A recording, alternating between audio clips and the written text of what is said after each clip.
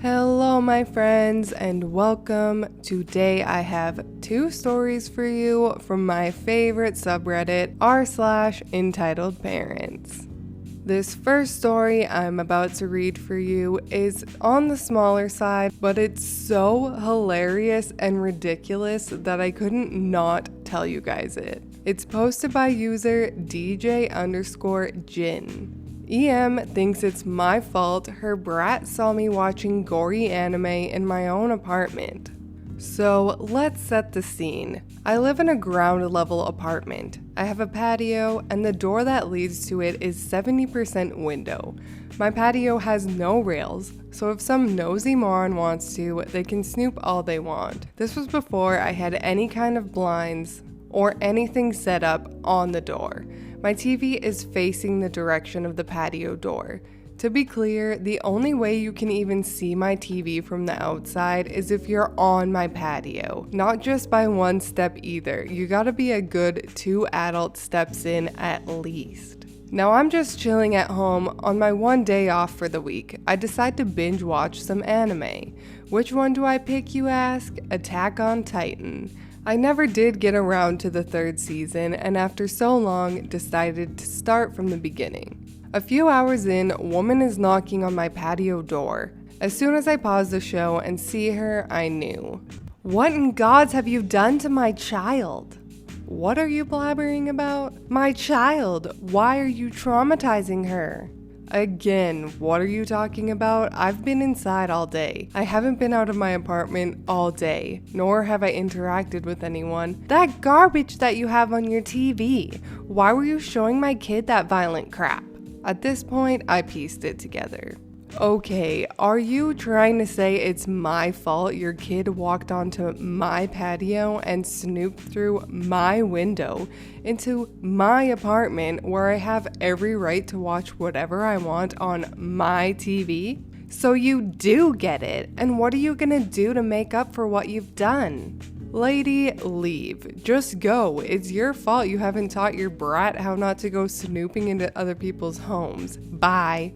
Door has been closed and she proceeds to start banging hard enough that I become worried she might break the glass. To sum up the rest of the story, I called the police. As it turns out, she doesn't even live in the apartment complex. She lived in the neighboring complex, meaning that neither her or her kid had any business being at my apartment. I didn't press charges, but since the complex is private property, the property manager did.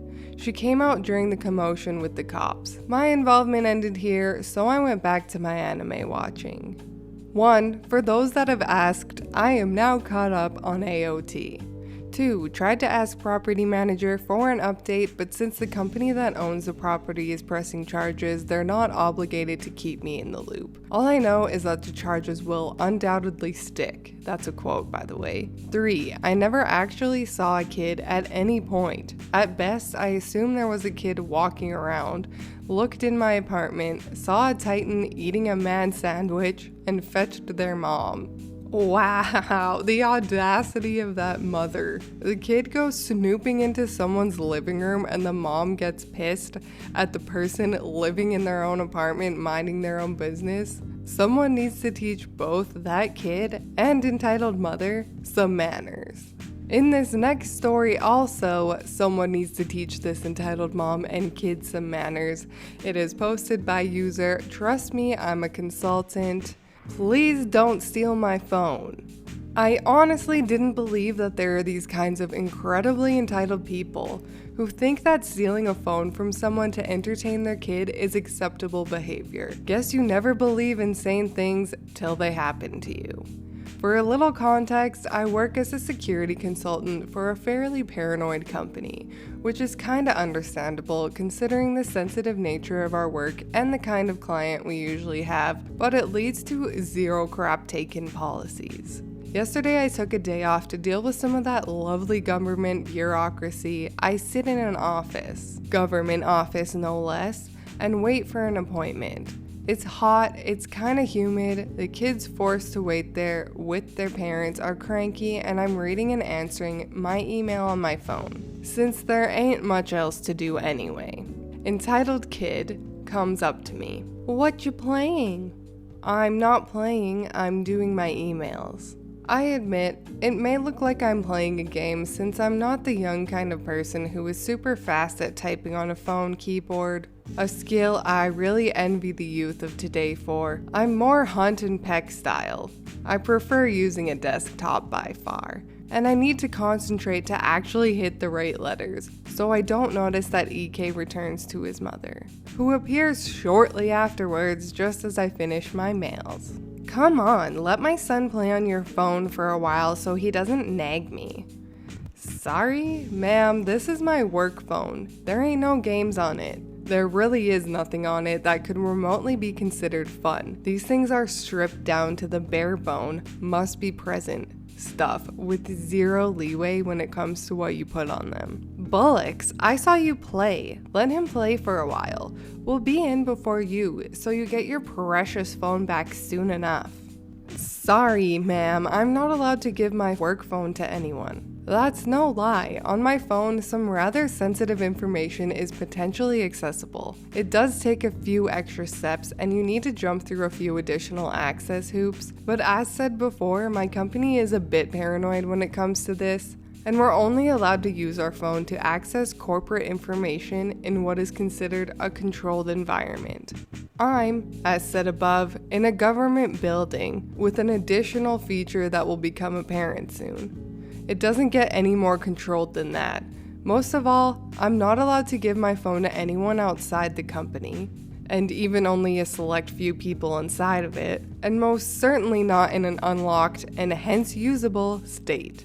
Fortunately, at this point, I already closed down the mail container, which needs additional unlocks to access the mail portion, as she simply snatches my phone from my hands. I was actually flabbergasted for a moment before I realized just what she did. She has my work phone in her hands unlocked. In short, I am very close to not having a quiet weekend, and she is very close to having a few very uncomfortable weeks, months, or years, depending only on how creative our legal department gets.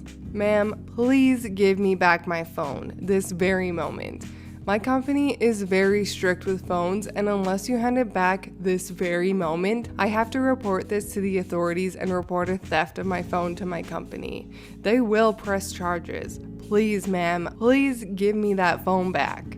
No luck. She waves it off and tells me to not be a baby as she hands my phone to her son, telling me I'll get it back as soon as it's their turn to go in.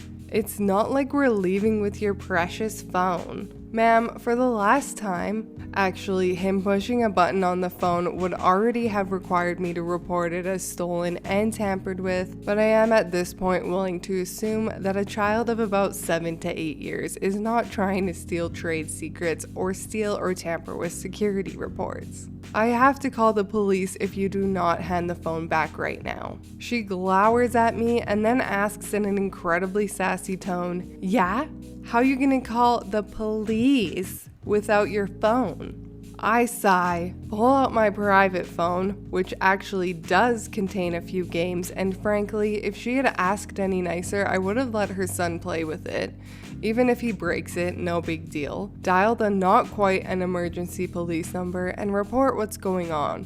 All the while, EM glowering at me, very obviously not believing I'll really call the cops for something as trivial as this. Frankly, if I didn't have to, I probably would not have. If that was my private phone in her son's hands, I wouldn't have bothered. Now, since this is a government building and a police station is right inside the same building, it doesn't even take a minute until 2 policemen enter the room, which causes EM to go pale for just a moment before acting as if it isn't her business at all. The police ask me what's going on, I explain it to them, they ask EM, and she has the audacity to claim that it's her phone and that I want to steal it from her. That's easy to prove. Lock the phone and let's see who can unlock it. She claims she forgot the code, but by then the policemen have a pretty clear picture of what's going on. I unlock the phone to show it's mine, and they ask if I want to press charges. I tell them I don't want to, but I have to. No later than now, I do, because now there's a police report about it, so I have no choice anymore. And knowing our legal department, they usually get very creative as to what they try to slap on this, which I am currently not really regretting because as of this writing, I'm on the phone with our internal security, who is just as happy as I am to deal with this on a weekend. That happened 2 months ago. A little update. I did not have an enjoyable weekend afterwards, as predicted. Our legal department actually did press charges, including industrial espionage. Remember, we're talking about a boy of maybe 7 years playing with my phone. In the words of one of our lawyers, and I quote, "That way the sum is high enough that the Karen needs to hire and pay for a lawyer herself." I honestly don't know what's scarier, to think that they really tacked on industrial espionage to this petty bullcrap, or that a 50-year-old high-level corporate lawyer knows and uses the term Karen. Hopefully, with the Karen finally being charged and getting some backlash makes her realize that she shouldn't be acting that way or stealing someone's property, especially if it's government related. But I really doubt it. Anyways, I hope you enjoyed those 2 entitled parent stories. If you did, please leave a like and subscribe. I truly appreciate when you do, and I will see you in the next Reddit story. Bye!